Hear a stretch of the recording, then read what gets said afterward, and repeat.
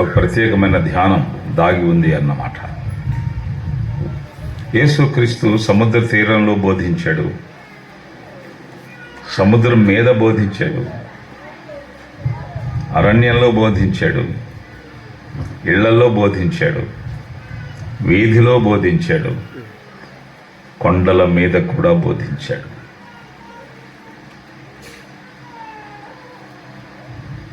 ఆయన కొండెక్కి అని ఇక్కడ మనం చూస్తున్నాం. యేసుక్రీస్తు బోధ క్రమాన్ని మనం గమనిస్తే లూకాసు వార్త 6వ అధ్యాయంలో కూడా ఒక మాట మనకు కనిపిస్తుంది. లూకాసు వార్త 6:12 మనం చూస్తే అక్కడ ఆ దినములయందు ఆయన ప్రార్థన చేయుటకు కొండకు వెళ్ళి దేవుని ప్రార్థించుట యందు రాత్రి గడిపాను. మత్తయి సువార్త 5వ అధ్యాయంలో కూడా ఒక మాట మనకు కనిపిస్తుంది. మత్తయి సువార్త 5వ అధ్యాయం 1వ వచనం చూడండి. ఆయన జన సమూహములను చూచి కొండ ఎక్కి కూర్చుండగా ఆయన శిష్యులు ఆయన ఎందుకు వచ్చింది. కొండ ఎక్కి యేసుక్రీస్తు కదలికలు కూడా సందేశాలు, యేసుక్రీస్తు ఆప్షన్స్ కూడా సందేశాలు. ఆయన చేసిన ఏదైనా ఒక సందేశం. ఆయన ఒక చూపు చూచాడు అంటే అది ఒక సందేశం. పేతురును చూచాడు, ఆ చూపుకు తట్టుకోలేక శిలువ మీద నుండి చూచాడు పేతుర్ని. పశ్చాత్తాపడి బిగ్గరగా ఏడ్చాడని రాయబడింది. యేసు అతను చూసి అతను ప్రేమించి నీకు ఒకటి కొదువుగా ఉంది అని అన్నాడు ఒకతనితో. ఆయన చూపు సందేశం. యేసుక్రీస్తు వ్యక్తిత్వమే మూర్తీభవించిన సందేశాత్మకం. వృధాగా, వేస్ట్గా, అనవసరంగా, ఉబుసుపోక, ఖాళీగా ఉండి ఎందుకైనా మంచిది ఇట్లాంటి పనికిరాని మాటలు యేసుక్రీస్తు. మనం అంటాం ఎక్కడికి వెళ్ళావురా, అక్కడికి. ఎందుకు వెళ్ళావు? ఊరకే వెళ్ళేవాళ్ళం, మనం ఊరకే కూర్చునేవాళ్ళం, సమయాన్ని వృధా చేసేవాళ్ళం, సమయ విలువ ఎరుగని వాళ్ళం. మన కదలికలు కూడా మనుష్యులు విలువ ఇస్తారు అని యేసుక్రీస్తు జీవితంలో నుండి మనకు అర్థమవుతుంది. ఆయన కొండెక్కి పిలిచాడు, కొండెక్కి ఉపదేశించాడు. కొండ మీద ప్రసంగం. కొండకు వెళ్ళి ప్రార్థించాడు. ఆయన కొండకు దేనికి వెళ్తాడు? ప్రార్థన. మనం దేనికి వెళ్తాం? మనం కొండకు గుండుకు వెళ్తాం. అది మన తత్వం. కొండకి ఎందుకంటే గుండుకు నిన్నంతా గోరగోలే చచా మనం చూసాం. ఆయన కొండకు ప్రార్థించడానికి రాత్రి గడిపాడని చూస్తున్నాం. యేసుక్రీస్తు వ్యక్తిత్వం అంత గొప్పది. ఆయన్ను అర్థం చేసుకోవడానికి మనం ప్రయత్నం చేస్తే మన జీవితాలు అర్థవంతమవుతాయి, శక్తివంతమవుతాయి. ఇక్కడ ఆయన కొండెక్కి తనకిష్టమైన వారిని పిలువగా, ఇక్కడ మనం గమనించాలి, ఇష్టమైన వారు,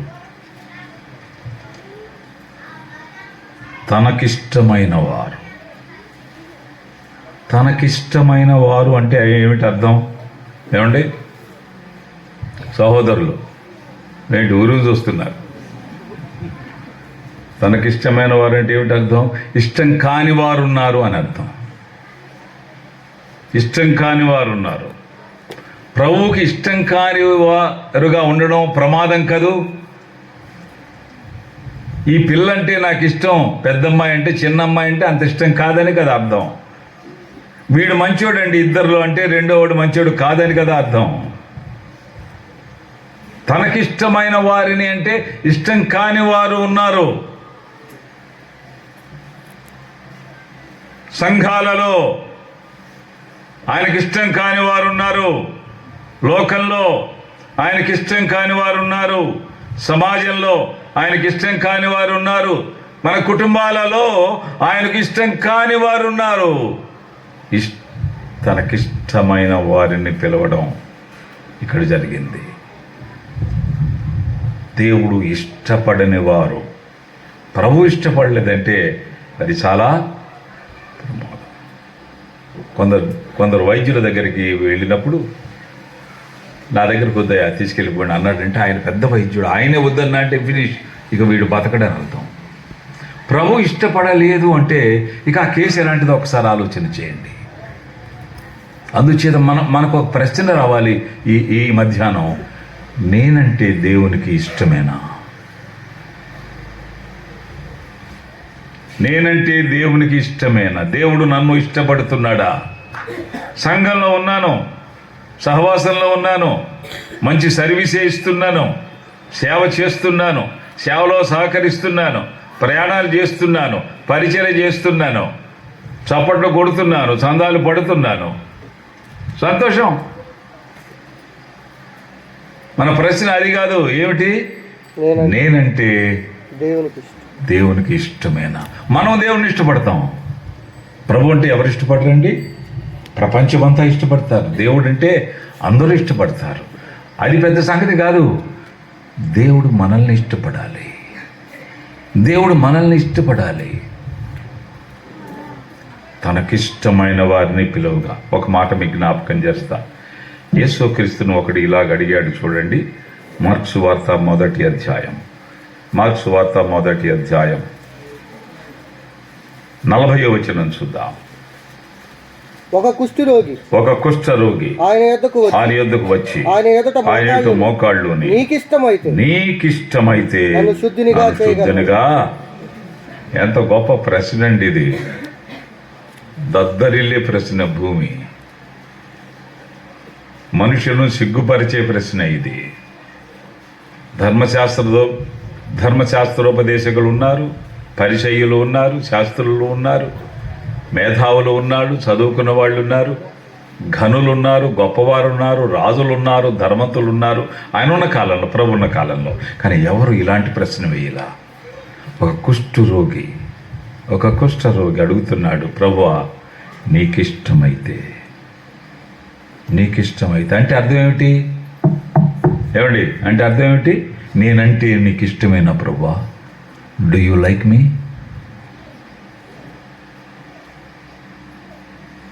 నేనంటే నీకు ఇష్టమైన ప్రభు అంటున్నాడు. Do you like me Jesus? Do you like me? నేను ఒక రోగిని, కుష్ఠరోగిని.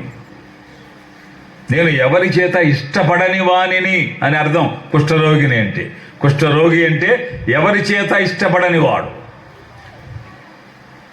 లోకము వెలివేసిన వాడు,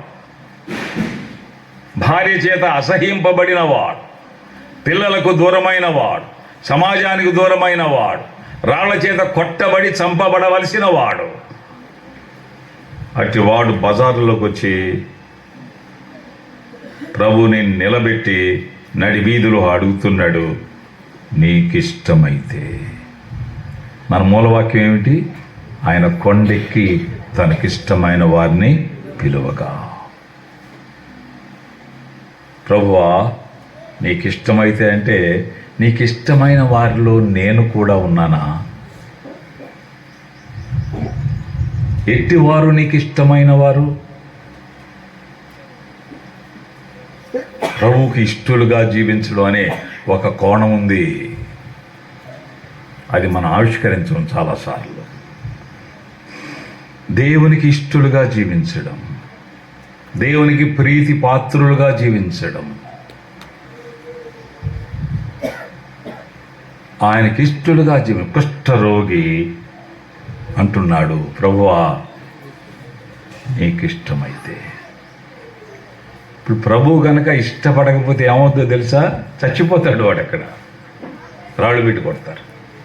ప్రభు ఉన్నాడు కాబట్టి ఎవరు ఏం చేయాల, అది సంగతి. ఒరే కుష్ఠుడా పోరా అని అన్నాడు అంటే వాడు చచ్చాడే.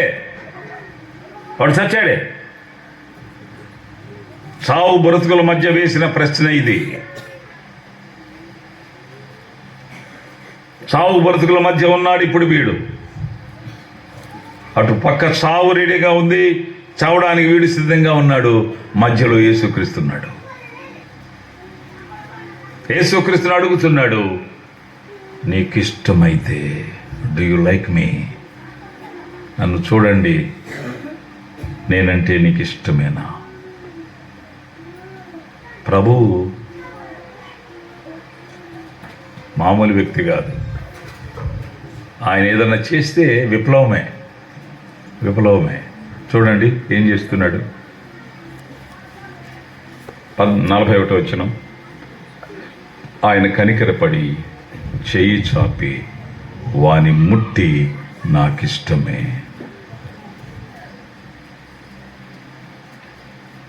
నాకిష్టమే అని మాట ముందు చెప్పాడా? ముట్టడం ముందు జరిగిందా? ముట్టడం ముందు జరిగింది. ముట్టి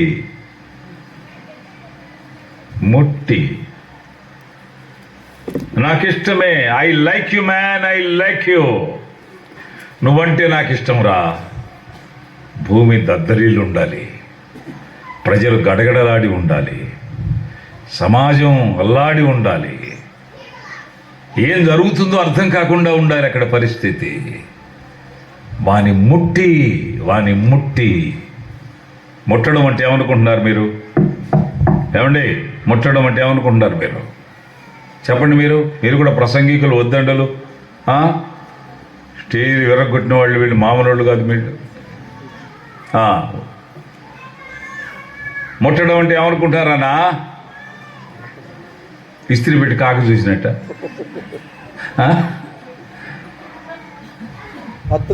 చుట్టూ చెయ్యి వేసి రా, కమాన్, నిన్ను లోకం ముట్టదురా, నేను ముడతా. నిన్ను లోకం ఎందుకు ముట్టదంటే, ఎవరైనా నిన్ను ముట్టుకుంటే ఆ అనారోగ్యం వాళ్ళకి వస్తుందని ముట్టుకోరు. నీ అనారోగ్యం నాకు వచ్చినా నిన్ను ముట్టకుండా ఉండలేనురా. I like you my son, I like you. That is Jesus Christ. యేసుక్రీస్తు మనల్ని ముట్టుకున్నవాడు, మనల్ని పట్టుకున్నవాడు.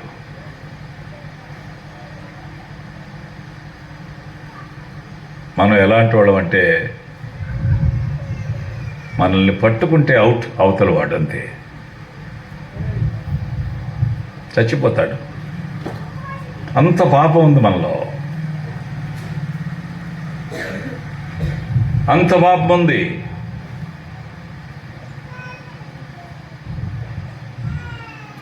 మనల్ని ముట్టుకున్నాడు ఆయన.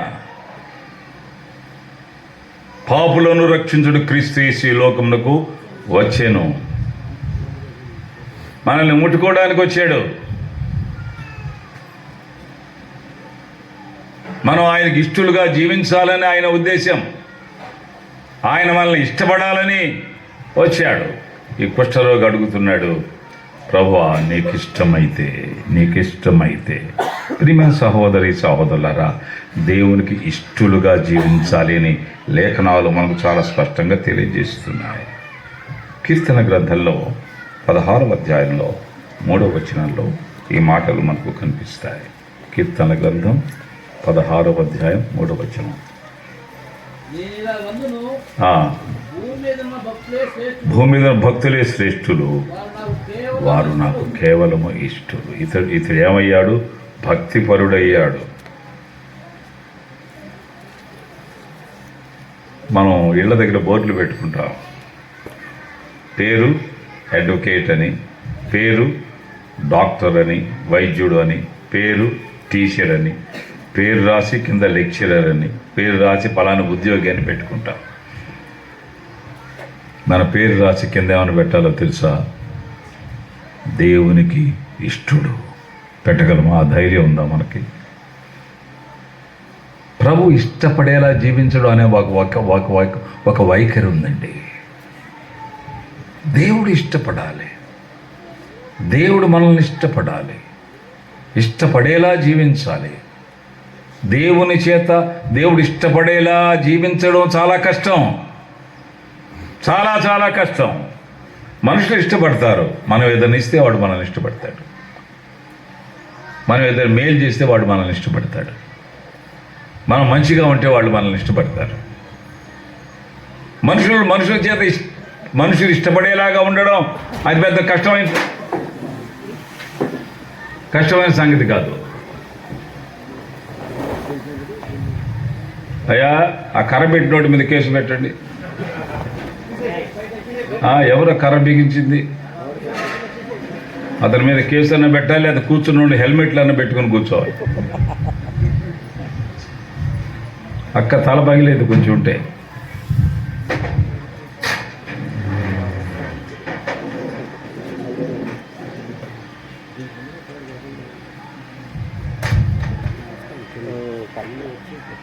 దేవునికి ఇష్టలుగా జీవించడం అనే ఒక ప్రశ్న ఉత్పన్నం కాకపోతే మనకు దేవుడు అర్థమైనట్టుగా ఉండలేము. ప్రభు ఇష్టపడితే ఏం చేస్తాడో చూద్దాం. ఇప్పుడు చూడండి, ఈ 3:13 ఏం రాయబడింది? ఆయన కొండెక్కి తనకిష్టమైన వారిని పిలువగా. ఇష్టపడితే ఆయన పిలుస్తాడు. ఈ కాల్స్ పిలుస్తాడు. పిలవడం ఆయనకు భలే ఇష్టం. పలకరించడం భలే ఇష్టం. పిలవడానికి ఆయన ఎగబడతాడు. అబ్రాహామును పిలిచాడు.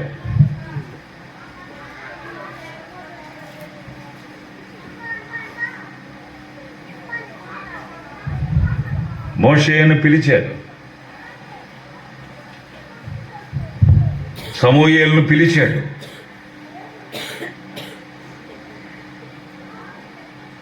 ఇష్టపడితే పిలుస్తాడు. అంచేత దేవుని పిలుపు అనే మాట చాలా ఎక్కువసార్లు మనం వాడతాం. దానికి ముందు ఒకటి గమనించాలి. దేవుడు నన్ను ఇష్టపడ్డా?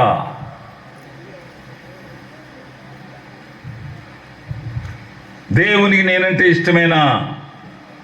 ఇంతకాలంగా పరిచర్య చేస్తున్నా, ఇంతకాలంగా సేవ చేస్తున్నా, ఇంతకాలంగా సహవాసంలో ఉన్నా, ఇంతకాలంగా విశ్వాసంలో కొనసాగుతున్నాను. నేనంటే దేవునికి ఇష్టమేనా? ఆయన అందరినీ పిలవడు. ప్రియులారా.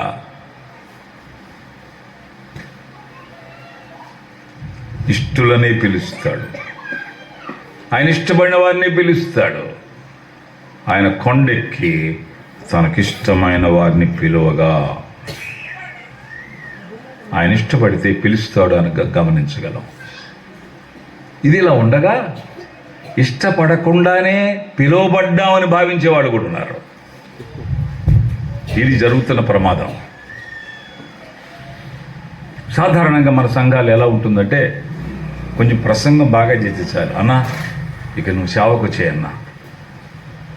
ప్రసంగం బాగా చేస్తే చాలు, తమ్ముడు సేవకు వచ్చే, బాగా చేస్తున్నావు ప్రసంగం.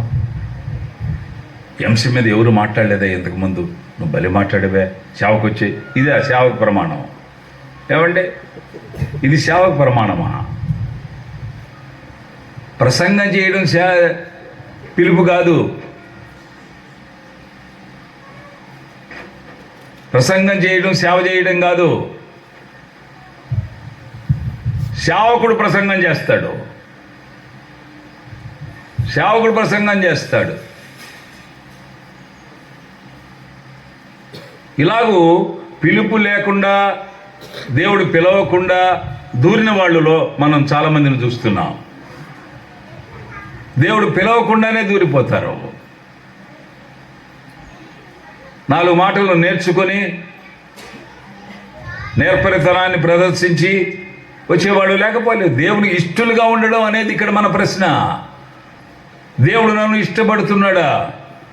పిలవకుండా వచ్చిన వాడిని ఒకటి మీకు జ్ఞాపకం చేస్తా, చూడండి. ఆదికాండం 12వ అధ్యాయం. ఆదికాండం 12వ అధ్యాయం చూడండి. 12:4. యెహోవా అతనితో చెప్పిన ప్రకారం అబ్రాము వెళ్ళెను, లోతు అతనితో కూడా వెళ్ళెను. వినండి జాగ్రత్తగా. పిలిచింది అబ్రామును. నీవు లేచి నీ దేశము నుండి, నీ బంధువుల నుండి, నీ తండ్రి ఇంట నుండి నేను నీకు చూపించే దేశానికి వెళ్ళు అన్నాడు. అబ్రాము అలాగే వెళ్ళాడు. యెహోవా చెప్పిన ప్రకారము అబ్రాము వెళ్ళెను. లోతు అతనితో కూడా వెళ్ళనే మాట, అది ఒక లోతైన మాట. లోతును పిలవలేదు దేవుడు, లోతు ప్రస్తావన తేలేదు దేవుడు, లోతు మాట ఎత్తలేదు దేవుడు. లోతు ఒక ఎక్స్ట్రా బాడీ, ఒక పరాన్న జీవి. లోతు దేవుడు పిలవనివాడు, దేవుడు పిలవనివాడు. దూరాడు తగుదునమ్మా అని. కంఫర్ట్గా ఉంటుంది కదా, కంఫర్ట్ జోన్. సేవానంగానే కంఫర్ట్ జోన్ అది. అందరూ వందనాలన్నా అంటారు, సంచులు మోస్తారు, ఈవులు ఇస్తారు, భోజనాలు పెడతారు, కూర్చోమంటారు, అయ్యగారు అయ్యగారు అయ్యగారు అయ్యగారు అంటారు, అమ్మగారి ఇరయ్య అమ్మగారి ఇరయ్య అంటారు, చాలా గౌరవం ఇస్తారు. ఎంత కంఫర్ట్గా ఉందండి, ఎంత కంఫర్ట్గా ఉంది. ఈ సరుకు దేవునికి అక్కర్లా. వీళ్ళు లోతులు పిలవకుండా వచ్చేవాళ్ళు, లోతులు పిలవకుండా వచ్చేవాళ్ళు, ఆయన ఇష్టపడకుండానే వచ్చిన వాళ్ళు అన్నమాట. లోతు అతనితో కూడా వెళ్ళిననే మాట ఒక ప్రమాదకరమైన పదం. అది అత్యంత ప్రమాదం. లోతు వెళ్ళాడా అని అరవాలి గట్టిగా, అలాంటి మాట ఇది. అయ్యో లోతు వెళ్ళాడా అని భయపడాలి.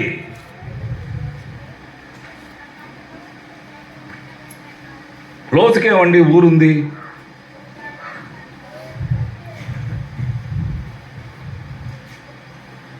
మరో పెదనాన్న ఉన్నాడు,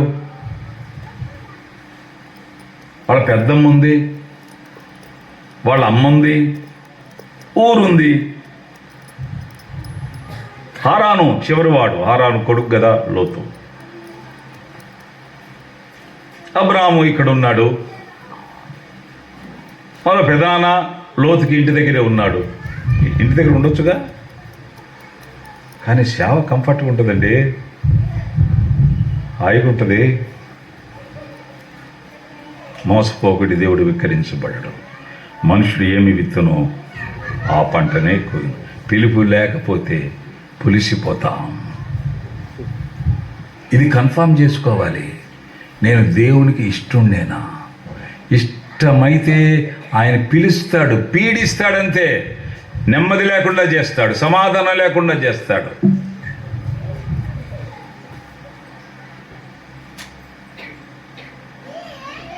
చిలక పలుకులు నేర్చుకొని చెప్పాలి అనుకోవడం వెరితనం.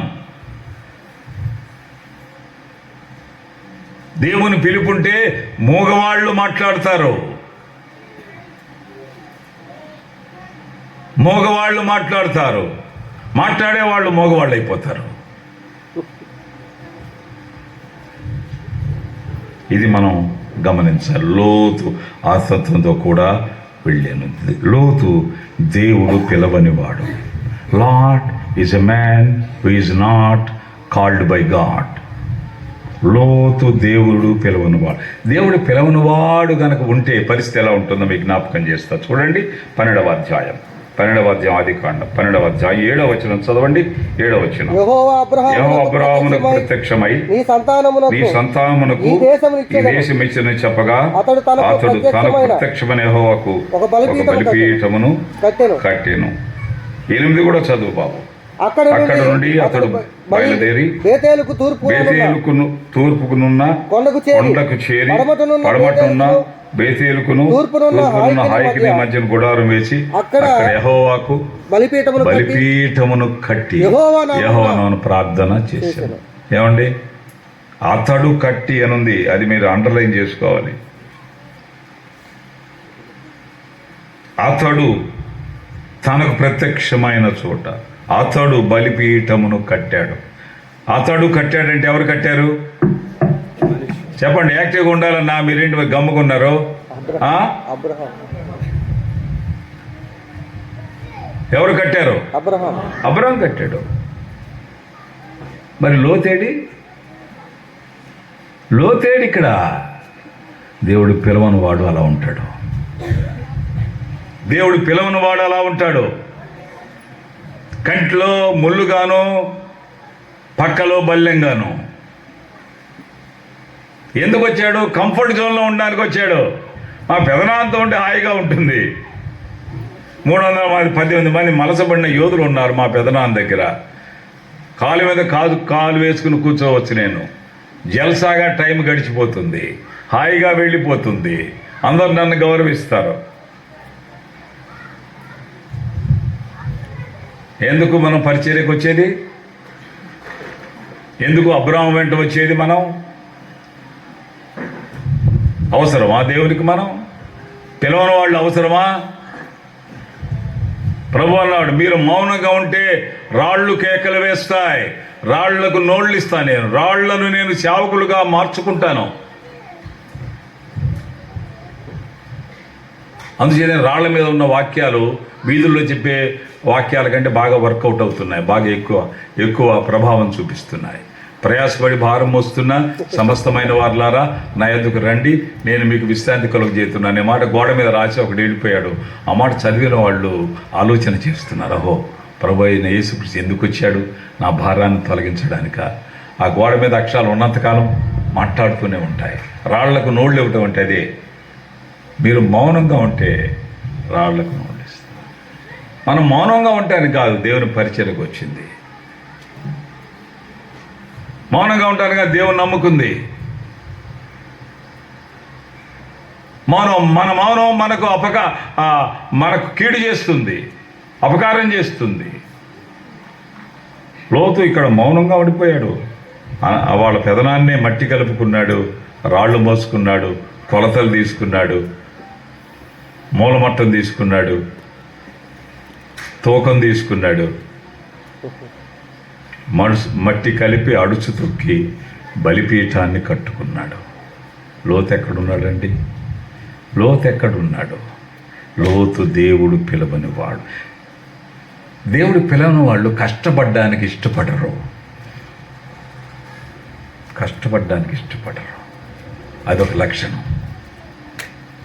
కష్టపడడానికి ఇష్టపడరు. ఒకేసారి పెద్ద పెద్ద సంఘాలు వచ్చేసేయాలి మనకి. నేను ఒక సేవకుడిని దేవరపల్లి పంపించాను. అన్నా హైదరాబాద్ వెళ్ళి ఉద్యోగం చేసుకుంటానన్నా, వెతుక్కోవటం కాదయ్యా, ఉద్యోగం ఒక పక్క వెతుక్కో, ఖాళీగా ఉంటాం ఎందుకు? విశ్వాసిగా మీ ఇంటికి దగ్గర, మీ ఊర్ల దగ్గరలోనే సంఘం లేని చోట చిన్న పరిచర్య ప్రారంభించి ప్రభువు దీవిస్తాడు. ఏదన్నా సేవకునికి అప్పచెప్పొచ్చు తర్వాత కావాలంటే. నువ్వు ఖాళీగా ఉంటావు ఎందుకు అని అన్నా. అలాగేనన్నా అని వెళ్ళి దేవరపల్లి అయిన చోట పనిచేయడం ప్రారంభించాడు. ఒక 2 సంవత్సరాల తర్వాత మళ్ళీ కనిపించాడు. ఏమయ్యా ఎలా ఉంది పరిచర్య అన్న? ఏం చెప్పనన్నా, 2 ఏళ్ళుగా పనిచేస్తున్నాను, చప్పట్లు మోగుతున్నాయి కానీ సందాలే పట్టలేదన్నా. ఓ పని చేయవా, చప్పట్లు తగ్గించి సందాలు పెంచమనన్న, వాళ్ళే పెంచుతారన్న. కష్టపడాలండి. డబ్బు మన వెంట పరిగెడుతుంది. ఆ సంగతి తెలుసా మీకు? కుక్కలాగా పరిగెడుతుంది, కుక్కలాగా. లేకపోతే మనమే కుక్కలాగా డబ్బు వెంట పరిగెత్తాలి. కుక్కలాగా పరిగెడుతుంది. మనం ఎక్కడ ఉంటే అక్కడికి మన అవసరాలు తీర్చడానికి దేవుడు ఏర్పాట్లు చేస్తాడు. మనకు ఈ కెమిస్ట్రీ తెలియదు, ఈ మ్యాథమెటిక్స్ తెలియదు. ఎందుకంటే పిలువగా వచ్చిన బాపత కాదు కదా, కంఫర్ట్ జోన్లో ఉండడానికి వచ్చినట్టున్నాం. సుఖంగా ఉంటుంది, క్షేమంగా ఉంటుంది, హాయిగా ఉంటుంది. అందుక పరిచర్యకు వచ్చింది. లోతు కష్టపడడానికి ఇష్టపడని వాడు, లోతు దేవుడు పిలవని వాడు. Lot is not a man, lot is a man who is not called by God. దేవుడు పిలవని వాడు ప్రియులరా. అందుచేత బలిపీఠం దగ్గర లేడు. దేవుడు పిలవని వాళ్ళు బలిపీఠం దగ్గర ఉండరు. ఎక్కడుంటారు? అక్క మీరు చెప్పండి, ఏందో పంచాయతీకి వచ్చి కూర్చున్నాడు నేను గొడవ జరిగింది ఏమన్నా?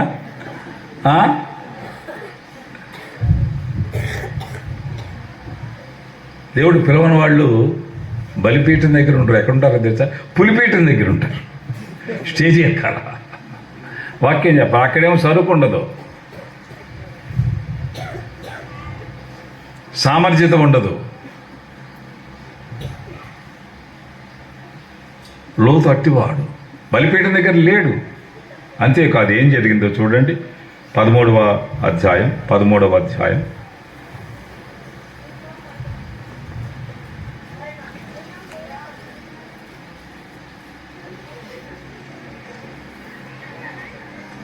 ఇక్కడ జరిగిన ఒక తంతు నేను మీకు జ్ఞాపకం చేస్తా.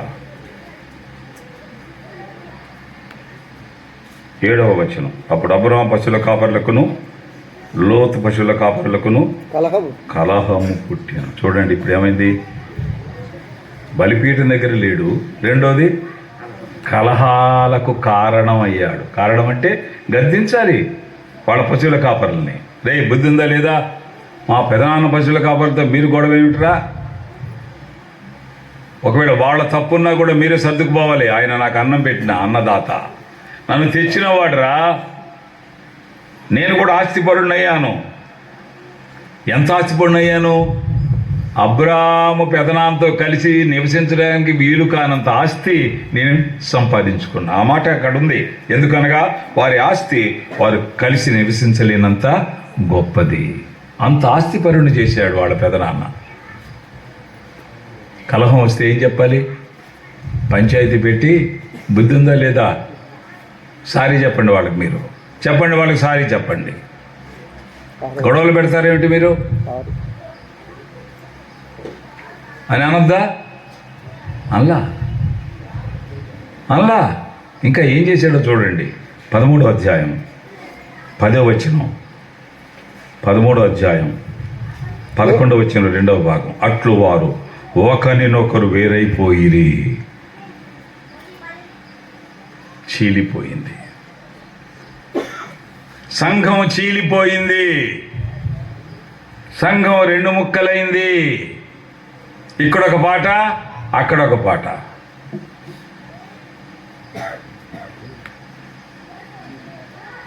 ఇక్కడొక మైకా, అక్కడొక మైకా. ఇక్కడొక సేవకుడు, అక్కడొక సేవకుడు. ఇక్కడొక పందిరి, అక్కడొక పందిరి.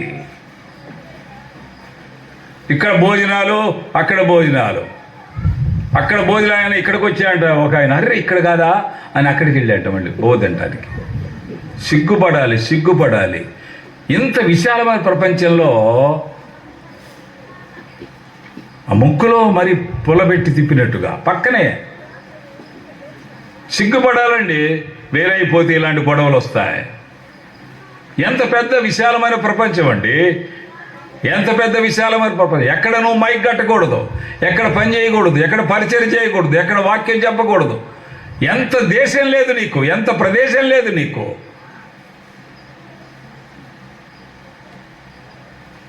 పక్కనే ఉన్న వారికి ఇబ్బంది, వాళ్ళ వల్ల నీకు ఇబ్బంది. వేరైపోతే ఇలాంటివి వస్తాయి. వేరైపోతే ఇట్లాంటివి వస్తాయి.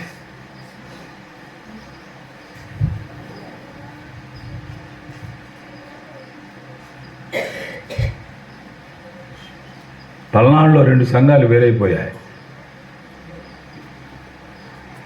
వేరైపోయి వేరే సంఘాలు అనుకోండి, అసెంబ్లీస్ కాదు. వాళ్ళు పెద్ద మందిరం వేసుకున్నారు. వేసుకొని పైన కోడి పుంజులు పెట్టారు గుర్తుగా. పీటర్స్ చర్చ్ అని పెట్టుకున్నారు.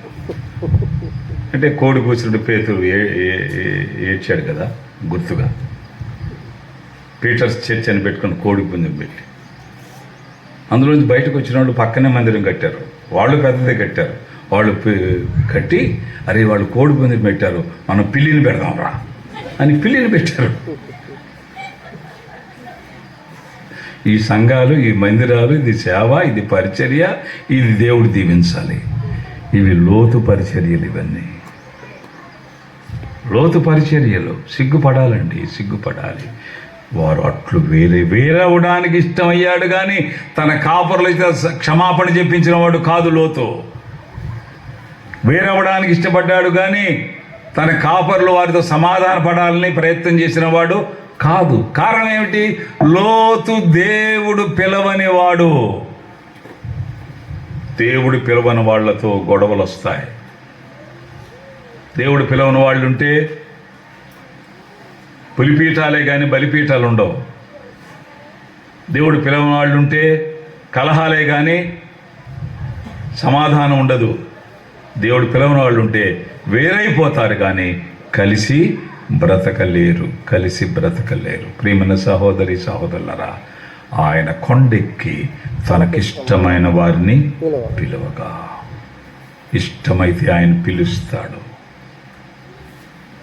ఇష్టమైతే ఆయన పిలుస్తాడు, పరిచర్య అప్పగిస్తాడు. ఒరే అబ్బాయి నువ్వు చేయరా ఈ పని అంటాడు.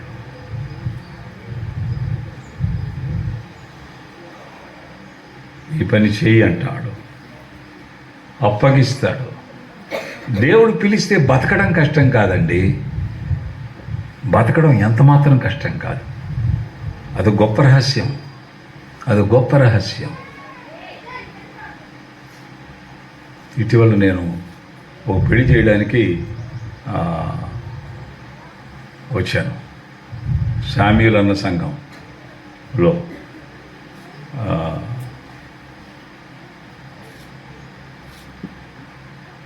ఇక్కడ చిలకూరుపేట దగ్గర పెళ్ళికి వెళ్ళాను.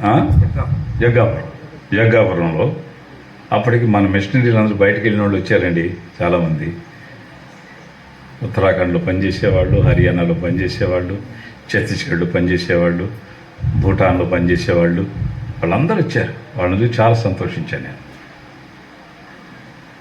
జాషువా వచ్చాడు, ఇంకా చాలామంది, యేసురాజు వచ్చాడు, విమోచన వచ్చాడు, చాలామంది వచ్చారు. వాళ్ళు ఎలా ఉన్నారో తెలుసా? మనుషులు బాగా కండబట్టారు, సీయబట్టారండి, కలర్ మారింది, తక్కువ చేసి ఉన్నారు. లేదు బ్యాంక్ ఎంప్లాయీస్ లాగా ఉన్నారు ఒకళ్ళు. దేవుడు అద్భుతంగా పోషిస్తున్నాడు వాళ్ళని. ఒక అడవి వాళ్ళు కోరుకున్నది, ఎడారి వాళ్ళు కోరుకున్నది, భాష కాని భాష, ప్రజలు కాని ప్రజలు, తెలియని దేశం. అక్కడికి వెళ్ళి వాళ్ళకి తెలిసిన లాంగ్వేజ్ ఏమిటంటే జీసస్, అంతే. అది వాళ్ళ భాష. The language which they know pretty well is only Jesus. మామూలుగా లేరు, మామూలుగా లేరండి. ఒకళ్ళు సెంట్రల్ గవర్నమెంట్లో ఉద్యోగం చేసే వాళ్ళకి కనపడుతున్నారు. అయితే కష్టపడ్డారు. పడిన కష్టం మామూలు కష్టం కాదు, మామూలు కష్టం కాదు. అష్ట కష్టాలు అనుభవించడం నీకు ఇష్టమైనప్పుడు నువ్వు అష్టదిగ్గజాల్లో ఒకడు అవుతావు. మళ్ళీ చెప్పనా, మీరు వనస్వరం అనకపోయినా, దేవుని కొరకు అష్ట కష్టాలు అనుభవించడానికి ఇష్టపడితే అష్టదిగ్గజాల్లో ఒకడు అవుతావు. దేవుడు తక్కువగా చేయడు. దేవుడు పంపేవాడు కానీ చంపేవాడు కాదు. అయితే దేవుడు పిలవాలి, దేవుడు పిలవాలి. దేవుడు పిలవాలంటే ఆయనకి ఇష్టలుగా ఉండాలి. ఆయన సెలెక్ట్ చేసుకోవాలి, వీడి పనికొస్తాడు. ఆయన కొండెక్కి తనకిష్టమైన వారిని పిలువగా వారు ఆయన యొద్దకు వచ్చిరి. లోతు దేవుడు పిలవని వాడు, అందుచేత ఏమైంది? బలిపీఠం దగ్గర లేడు, అందుచేత కలహాలు తొలగించి సమాధానపరచలేకపోయాడు, అందుచేత వేరైపోయాడు. ఇది సంఘంలో తన పరిచర్య ఎంత ఫెయిల్యూర్గా ఉంది. సంఘంలో అంటే అబ్రహాం సంఘం అది ఎంత ఫెయిల్యూర్గా ఉంది. బలిపీఠం దగ్గర లేడు, ఇంకెంత ఫెయిల్యూర్గా ఉంది. కలహాలు తొలగించి సమాధానపరచలేకపోయాడు. ఇంకెంత ఫెయిల్యూర్గా ఉంది. వేరైపోయి ఇండిపెండెంట్ సంఘాలు పెట్టేసుకున్నారు. సంఘం ఎలా ఉంటే సంసారంలో ఎలా ఉందో చూద్దాం. 19వ అధ్యాయం చూడండి, మొదటి వచనం. ఆ సాయంకాలం మందు ఆ ఇద్దరు దేవదూతలు సొదొమ చేరినప్పటికీ లోతు సొదొమ గమని యొద్ద కూర్చుండి ఉండేను. ఎక్కడ కూర్చున్నాడండి? సొదొమ గమని యొద్ద. సొదొమ మనుషులు దేవుని ఎరుగని వారు, మిక్కిలి దుర్మార్గులు. సొదొమ దగ్గర గమని దగ్గర కూర్చున్నాడు. 18వ అధ్యాయం చూడండి, మొదటి వచనం. మరియు మమ్రే దగ్గర ఉన్న సింధూర వనములో అబ్రహాము ఎండవేళ గుడారపు ద్వారముందు కూర్చుని ఉన్నప్పుడు యెహోవా అతనికి కనబడెను. అబ్రహాము కూర్చున్నాడు, లోతు కూర్చున్నాడు. అబ్రహాం ఎక్కడ కూర్చున్నాడు? యెహోవా కనబడునట్లుగా కూర్చున్నాడు. యెహోవా సన్నిధిలో కూర్చున్నాడు. లోతు ఎక్కడ కూర్చున్నాడు? సొదొమ గమని యొద్ద కూర్చున్నాడు. లోతు సహవాసం లోకుల సహవాసం. ఎవడితడు లోతు? ఎవరండి లోతు? ఎవరు? దేవుడు పిలవని వాడు. దేవుడు పిలవని వాడు.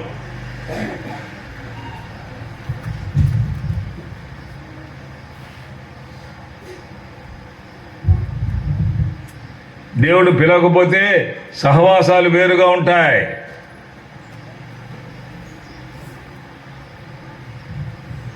దేవుడు లేని వారితో సహవాసం చేస్తున్నాడు.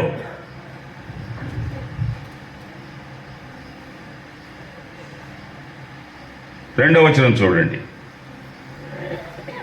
నా ప్రభువులారా, దయచేసి నీ దాసుని ఇంటికి వచ్చి రాత్రి వెళ్ళబుచ్చి కాళ్ళు కడుక్కొనుడి. మీరు పెందలకడ లేచి మీ త్రోవను వెళ్ళవచ్చు. నన్ను ఏమండి, ఇది జాగ్రత్తగా విన్నారా ఈ సెంటెన్సెస్?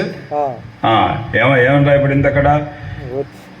మీ దాసుని ఇంటికి వచ్చి రాత్రి వెళ్ళబుచ్చండి, వెళ్ళేటప్పుడు కాళ్ళు కడుక్కోండి. ఇలా ఎవరైనా పిలుస్తారండి? అన్న కాళ్ళు కడుక్కొని లోపలికి రండి అన్న అంటారు. రాత్రి వెళ్ళబుచ్చి కాళ్ళు కడుక్కోండి. మా ఇంట్లోకి వస్తే మీ కాళ్ళు మురికైపోతాయి. మురికోళ్ళం మేము, మురికిపాలెం మాది.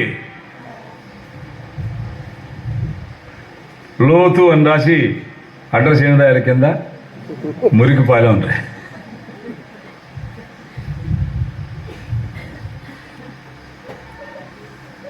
దేవుని కొరకు నమ్మకంగా లేకపోతే మన గృహాలు మురికి పాలేలు అవుతాయి. మన పిల్లలు మురికి పిల్లలు అవుతారు. మన సహవాసం దేవునితో లేకపోతే, మన సహవాసం అయితే ప్రభువుతోనూ ఆయన కుమారుడైన యేసుక్రీస్తు కూడా ఉన్నది అంటున్నాడు పౌలు. కొరింథీయులకు రాసిన మొదటి పత్రిక 1:9 ఆ మాటలు మనం చూస్తాం. తన సహవాసం, మిమ్మల్ని పిలిచిన దేవుడు నమ్మదగిన వాడు. ఎవరితో ఉంది మన సహవాసం? అంచేత ఒక దృక్పథం ఉండాలండి పరిచర్యకు వచ్చినప్పుడు. ఎప్పుడు ఎవడో ఒకడు ఏదో ఒకటి పంపుతాడు అని ఎదురు చూడడం కాదు. అదే ఒక నీచమైన సంస్కృతి అది. దేవుడున్నాడు. నీ ఇంటికి అవసరాలు వస్తాయి, తీర్చబడతాయి. నమ్మండి ఈ మాట. నువ్వు అడవిలో ఉండొచ్చుగాక, జనం చుట్టూ ఎవరు లేకపోవచ్చుగాక, చందాలు రాకపోవచ్చుగాక, నీతో దేవుడు లేకపోలేదు. దేవుడు ఉంటే చాలదా? దేవుడు ఉంటే చాలదండి.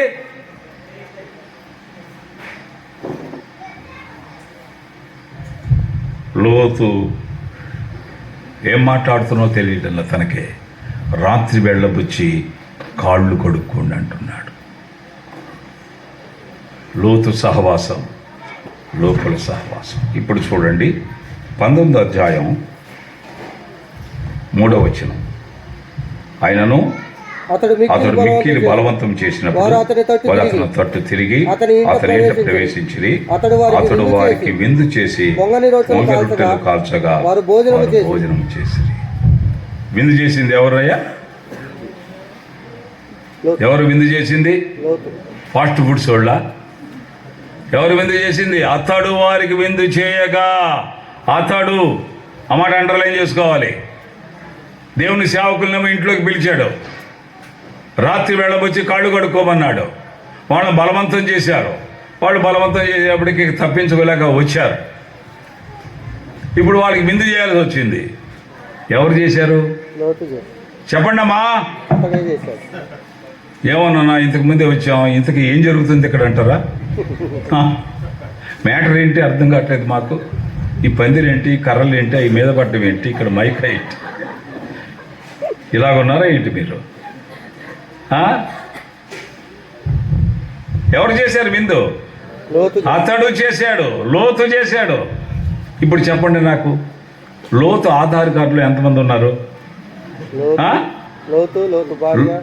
లోతు ఆధార్ కార్డు ఎంతమంది ఉన్నారు? ఒకటి లోతు లోతు. భార్య. లోతు భార్య, లోతమ్మ అందామా? ఒకటి లోతు. రెండు చెప్పండమ్మా. లోతు భార్య. ఒకటి లోతు, రెండు లోతు లోతమ్మ. లేపడమ్మా అంటే ఎక్కువ మంది మీరు ముందు కూర్చున్నారు, లేకపోతే అన్నోళ్ళని అల్లాడిచ్చేవాడిని. వాళ్ళు తెలివైన కొంచెం దూరం కూర్చున్నారు. ఒకటి లోతు, రెండు లోతు.